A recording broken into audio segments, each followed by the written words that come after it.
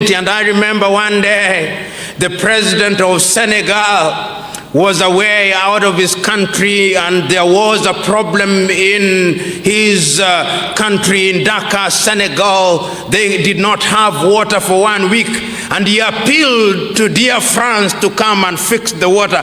They did not appeal to Ghana or Nigeria. No, it must be France. It must be Paris.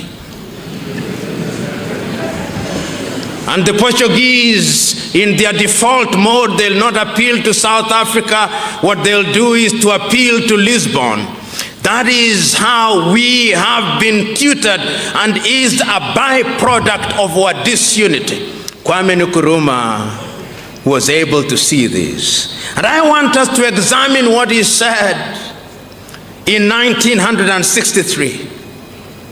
He said, among other things, if we do not come out of this conference a united front, then I can assure you that we will be recolonized again.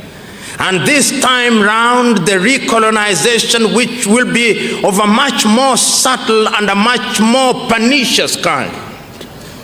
Many of you may think that the neo-colonial project is dead, and as dead as dodo. I want to remind you that the neo-colonial project is alive and well. The only difference now is that the players are different.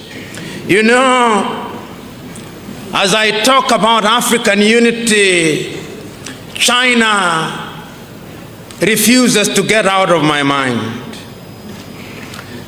And I hope I'm wrong, but the Chinese know that we are disunited. And they know that in our disunited state we can be manipulated. And they are in the process of manipulating us. So today, there is not a single African country in which the Chinese have not built a stadium. They think we love stadia.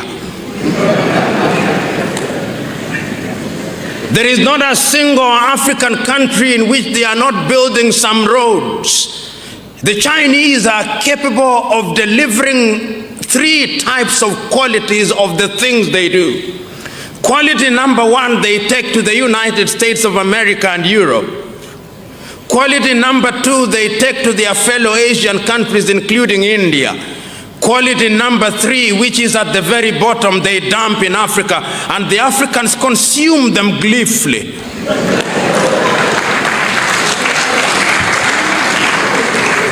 And it's because of our disunity, we are incapable of speaking with one voice. You know, many times when I look at Ghana, the Ghanaian president, whom I respect, is invited to Beijing to negotiate with Beijing, as indeed the Kenyan president would be, and the Burundi president, to negotiate with Beijing on a bilateral basis.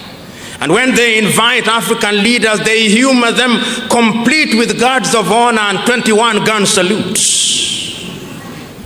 so that they think that they are equal. But the Ghanaian economy's GDP is possibly 1/3 of the GDP of the city of Beijing.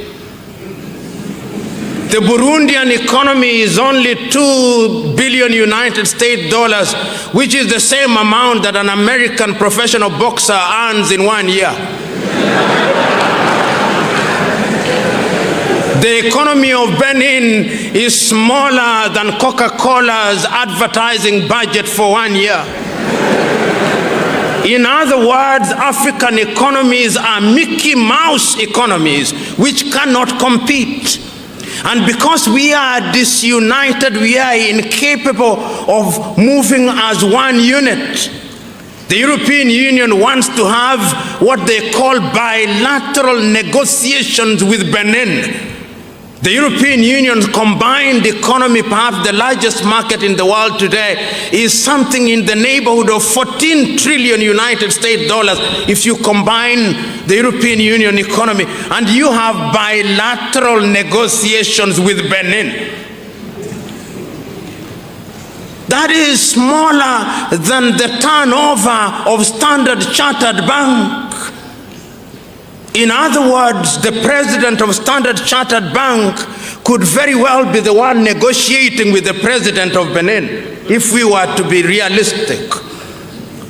But that is because we are disunited. And I'm submitting to us that the only antidote to that is our unity. I know, as I said yesterday, that there are already efforts to move Africa in the direction of unity at the economic front, but the suspicions in Africa are too great. The African politician is perhaps, with due respect to them, Africa's curse.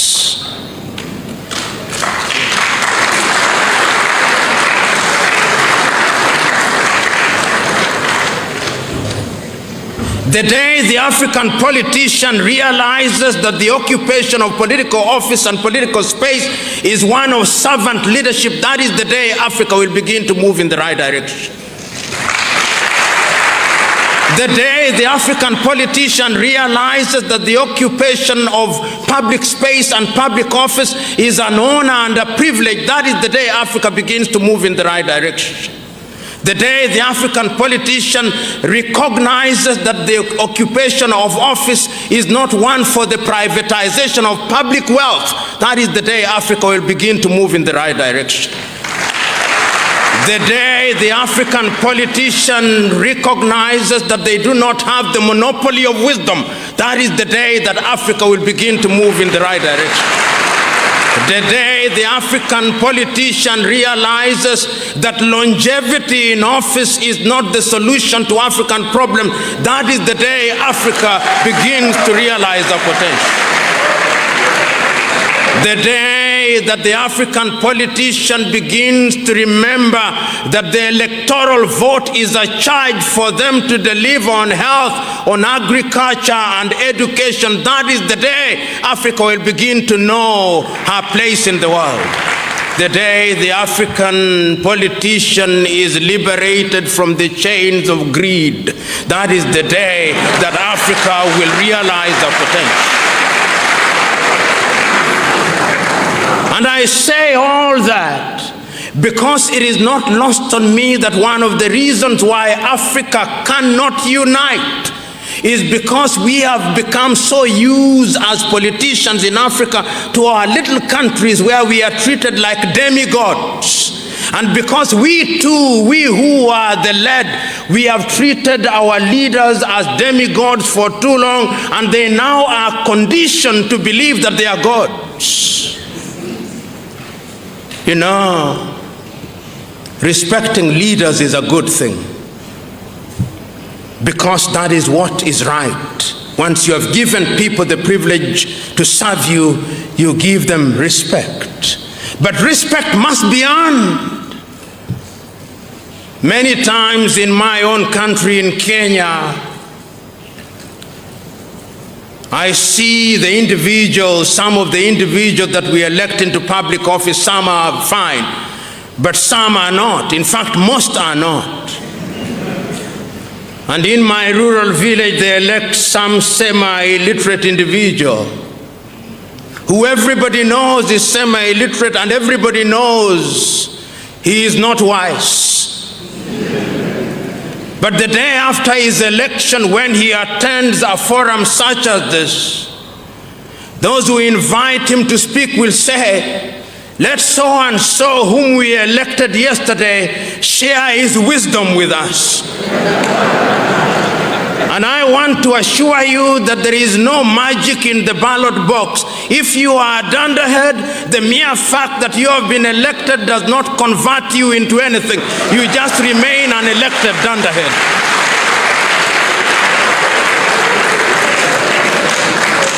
And Africa has no shortage of dunderheads who are leading her in the wrong direction. The direction of disunity. I am telling us, as I remember the Osagie for Dr. Kwame Nkrumah, that now as you turn in your grave, if you had been alive, you'd possibly be 107 years today. But your people, some of them, in their lack of wisdom, chose to remove you from power. I apologize on their behalf.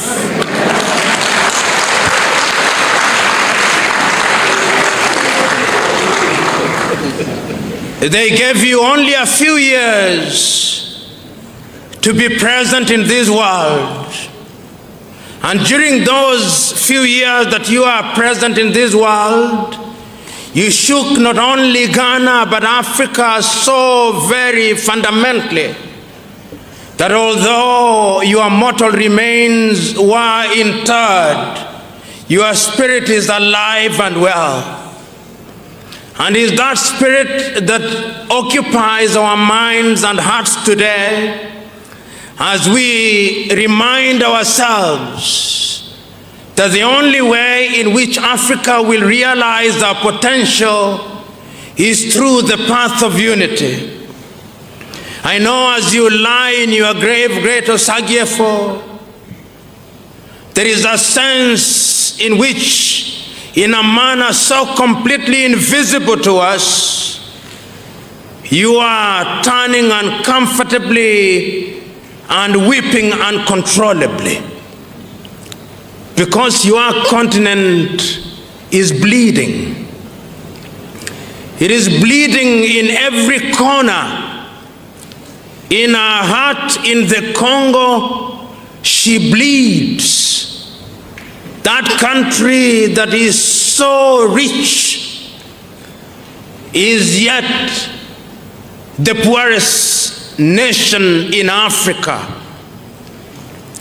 But it does not stop bleeding only in the Congo. It also bleeds in our Horn in Somalia. That country which could be very rich is only famous for the wrong things. Men killing men for no reason. But it doesn't stop bleeding there. It is also bleeding in our armpit in Equatorial Guinea, that country that God gave so much oil. That oil was long captured by one family, and they are using it for their benefit to the detriment of their people.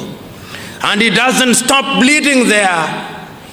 In Central African Republic and in Libya and in Mauritania and in Mali, your continent is torn asunder. And we who have gathered here today are asking ourselves the fundamental question: what must we do to save Africa? And that is why today, when we are looking at Africa and when we are remembering you on that 24th day of May in Addis Ababa, Ethiopia, we cannot help but remember how animated you are. We cannot help but remember that what you saw 50 years ago is turning out to be as evergreen as when you spoke them. You told us then that our unity was going to be our salvation from other civilization. Today, Africa is said to be rising. But the question we are asking, for whom is Africa rising? Today, the minerals in our belly are being exploited, Osagyefo. The uranium in Niger is being taken away from France to France. The manganese in Ghana, in your own country, is being taken away.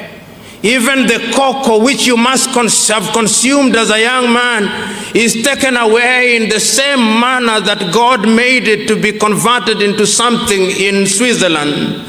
Your people have not learned to add value to it. They have an apology for a factory in Takoradi, but it does very little, Osagyefo. In other words, there is a lot to be done. We can hear you telling us that we need to have free movement of goods and services in this continent.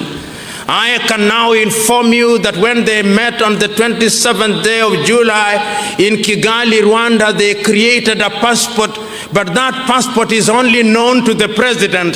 The people of Africa have no idea what it is.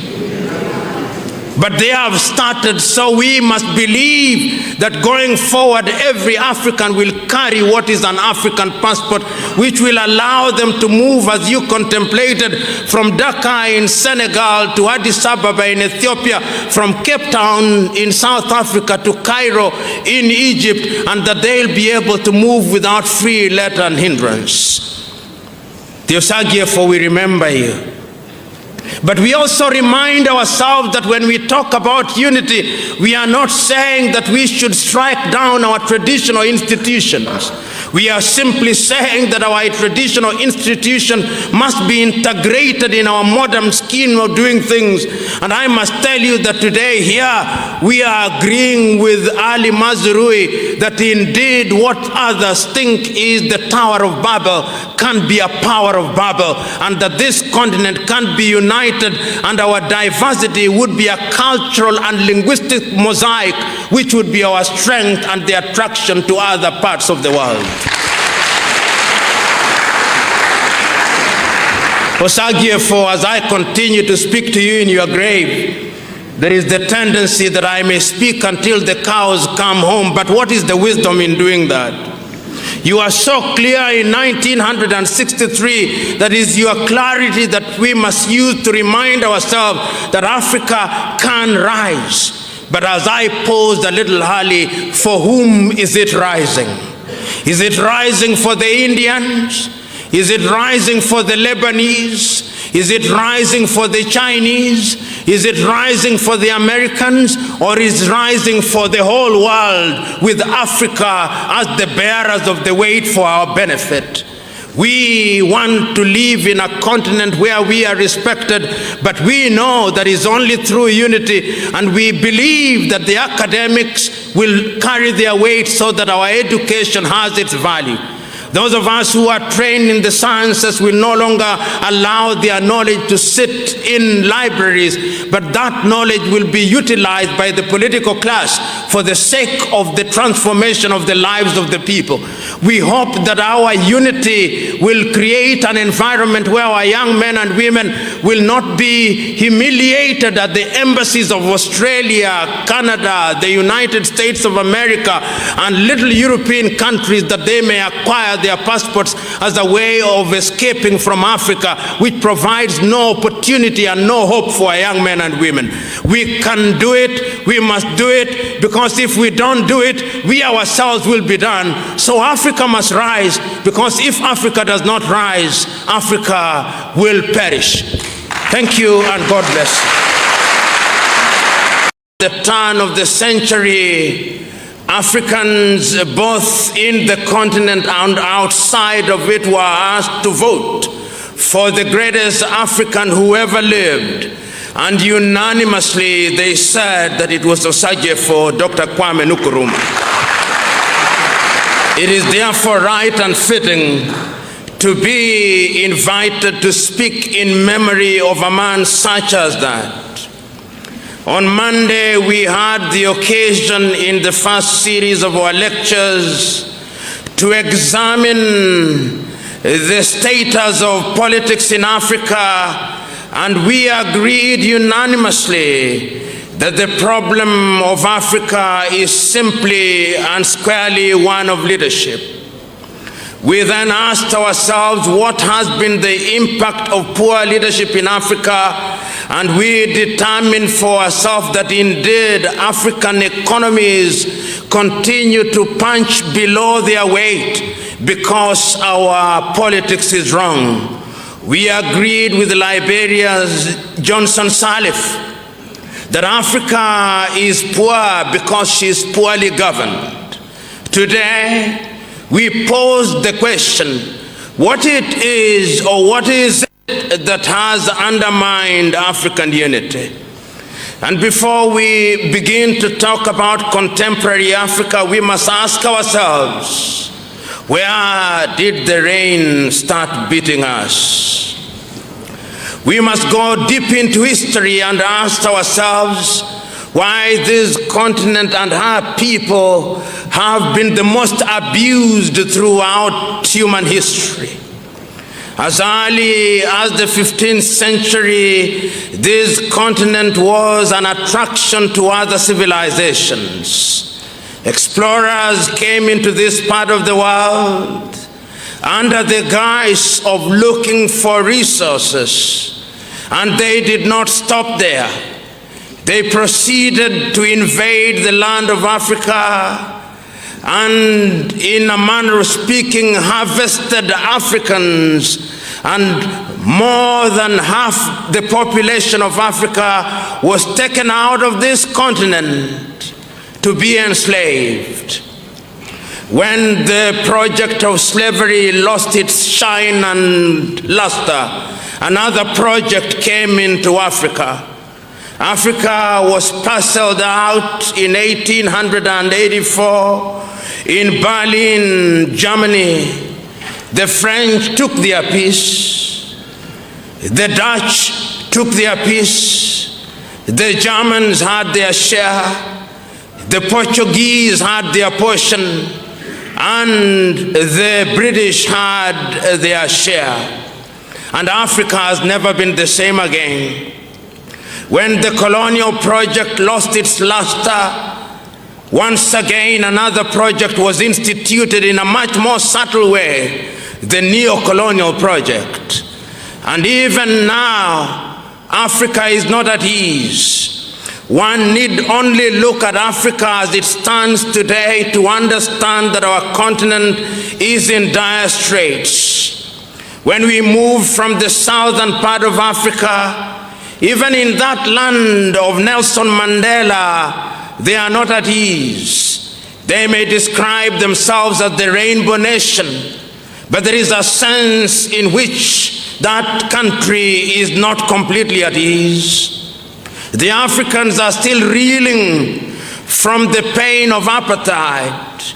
And if one moves into the neighborhood in Namibia, the Namibians are still grappling with the pernicious and pervasive presence of a system of government that treats them as second-class citizens.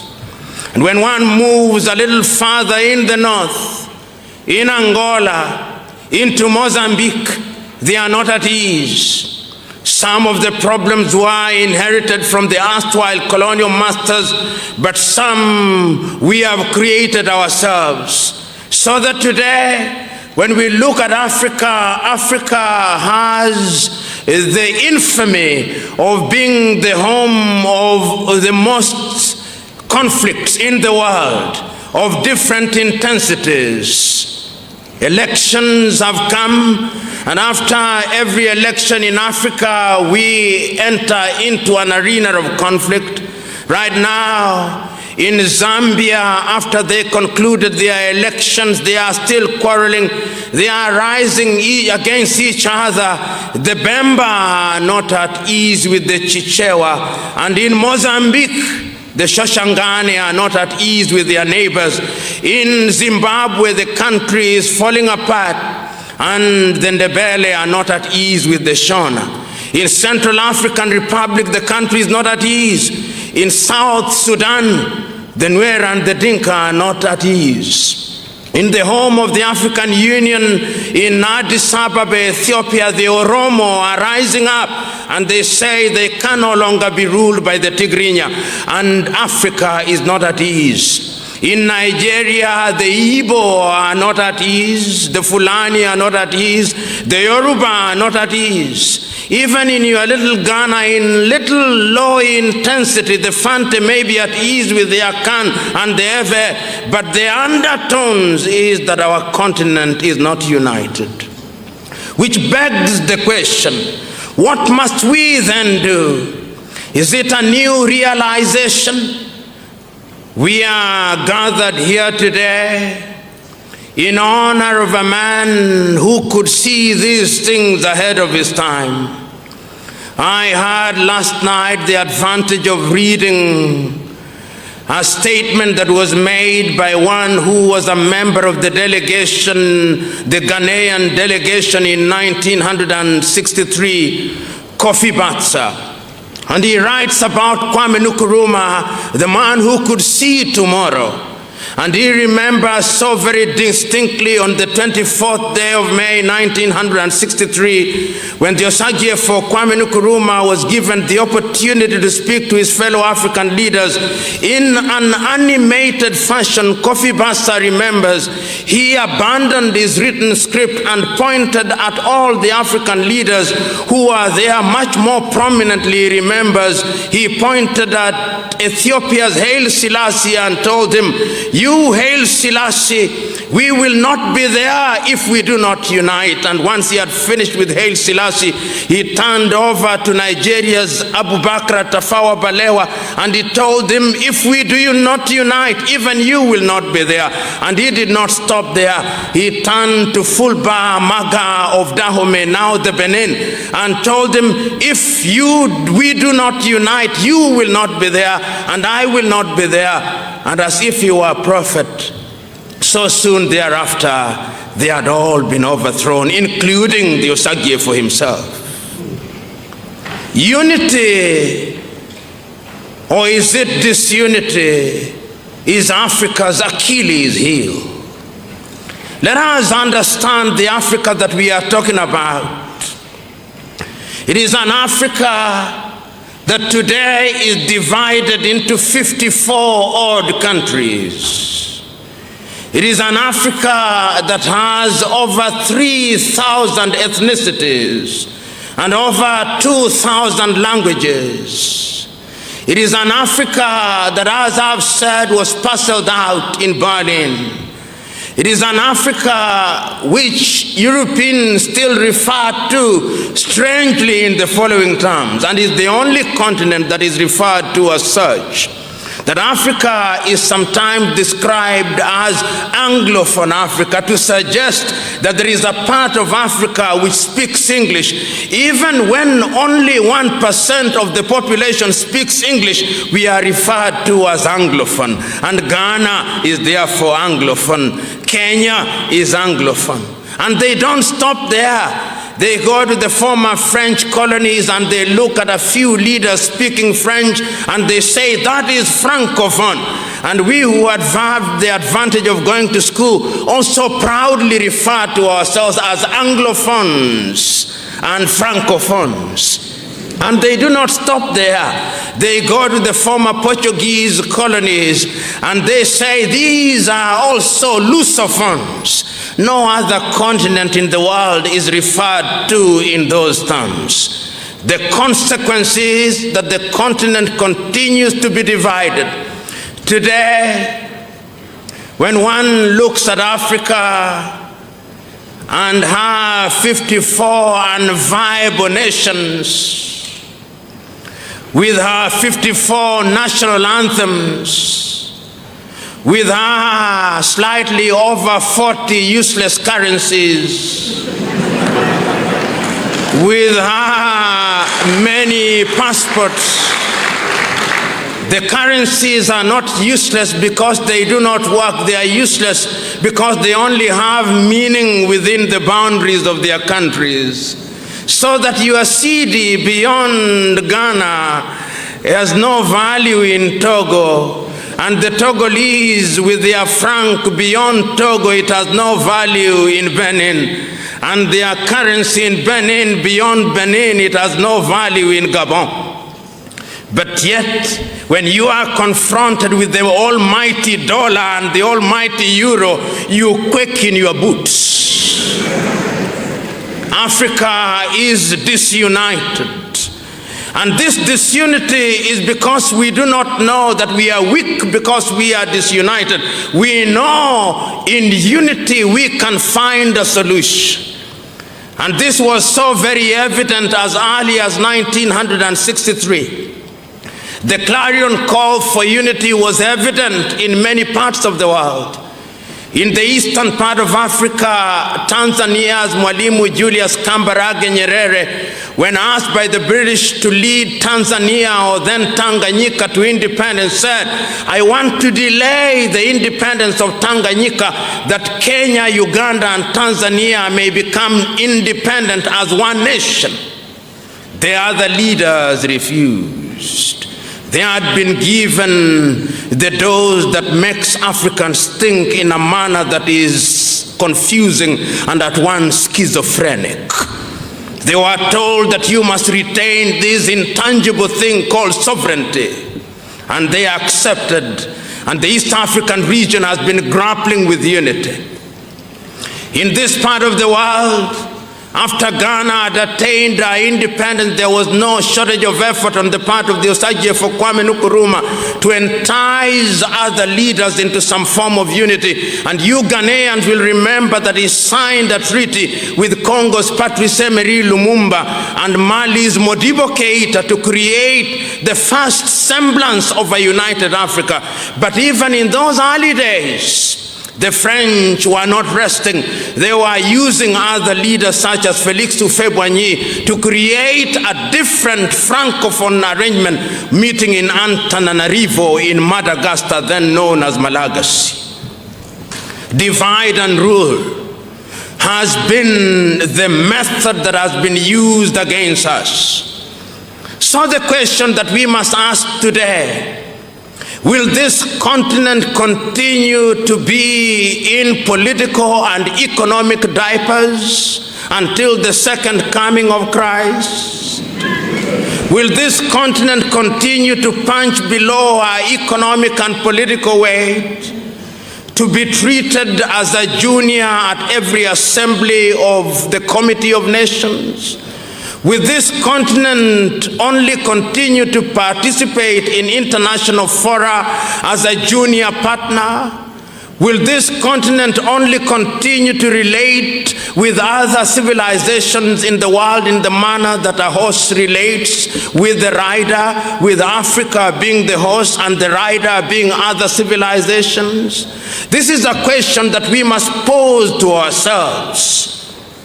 Osagyefo Kwame Nkrumah had no clouds in his eyes. He had no doubt in his mind that the only antidote to the malady of disunity was unity itself. And he was so eloquent, not only in 1963, no sooner had Ghana attained her independence than in 1958, on the 30th day of April, he assembled a group of African leaders, the then 8 independent countries at that time, and told them we must find a common denominator, and that common denominator is that we must unite. And he did not stop there. In 1961, he visited Casablanca, Morocco, and talked to the people of Africa, then telling them that we must unite. In other words, his clarity was that Africa could only achieve her potential in the arena of unity. But he was not under any illusion. He was not simplistic about it. He was not saying that we dissolve all our cultures. He knew that we could attain unity in diversity. And Ali Mazrui, in fact, captures it in a manner that is at once titillating and instructive. He says that if many of you thought that Africa was a Tower of Babel, there is power in the Tower of Babel.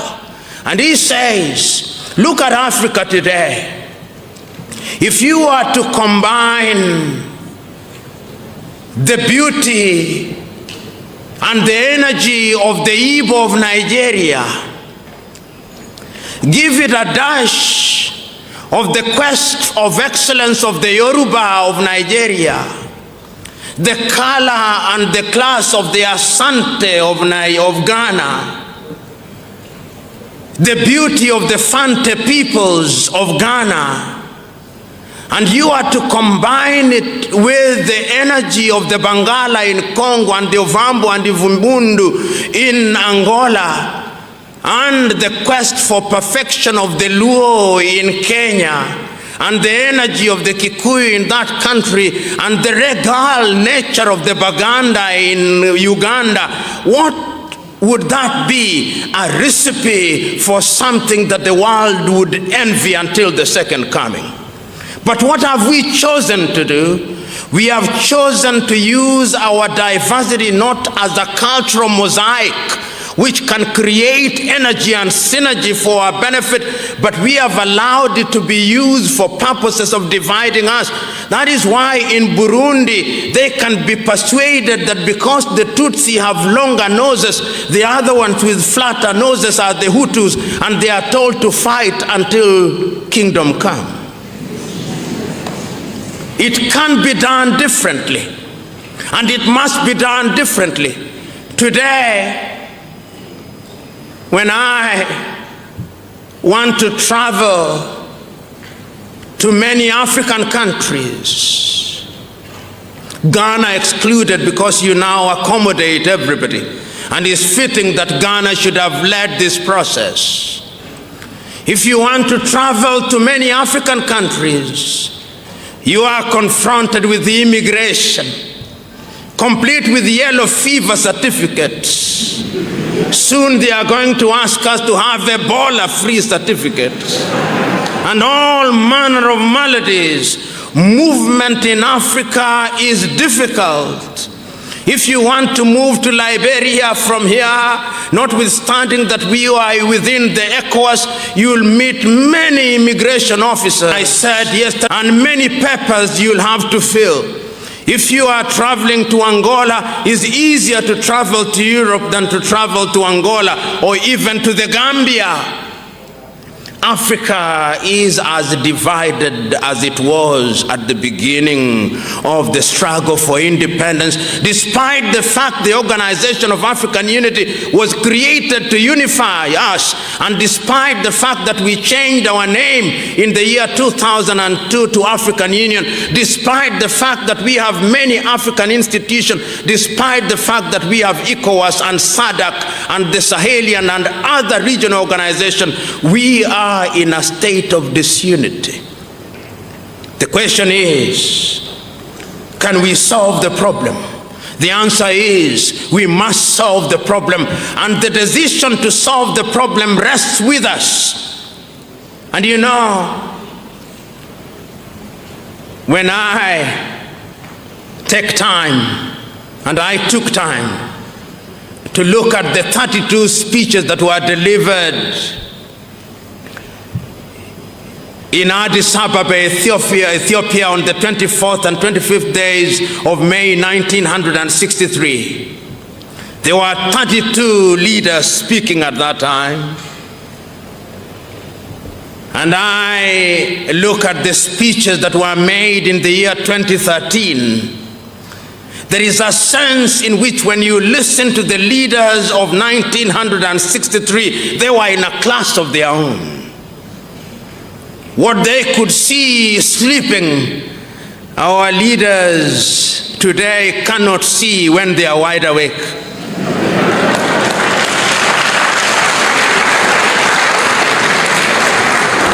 There is a sense in which they had a sense of passion of unparalleled kind. And many of them did not have the advantage of the resources that the current leaders have. When I look at, for example, Zambia's Kenneth David Kaunda talking about Africa, talking about his own country, one country and one nation, and that nation Zambia, and that nation must be an example for Africa, you get to realize that these were selfless individuals, and he was speaking for Central African region because he recognized that it's only through unity that Africa could be delivered. And indeed, many of you will remember that African unity at that time, on the different occasions that Africans have decided to unite, Africa has always delivered.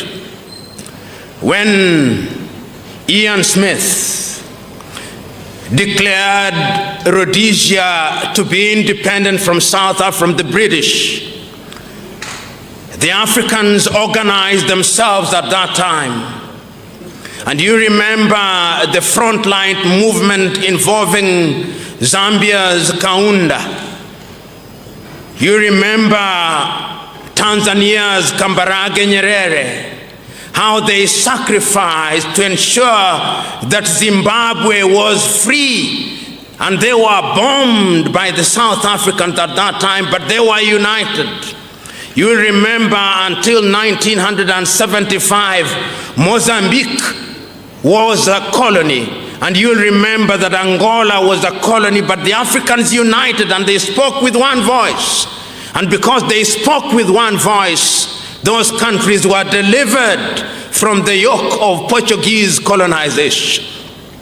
But no sooner had they been delivered than a fit of amnesia set in. They forgot that they were Africans and they were gravitating towards Lisbon. That is the tragedy of Africa, that when the chips are down, the educated African particularly respond to the erstwhile colonized. Typically, Africans who are educated, and I've said this before and I repeat it, those of us whose countries were colonized by the British, your greatest pride and your greatest ambition is when you have a flat in England. And when you are talking about your flat in England, your chest is pushed out as if to celebrate that reality. Your greatest love is when your child visits or attends a British education system. That is your greatest joy. In other words, our minds were long captured. I said that because of our disunity, when you speak to the former French colonies, when you talk about unity,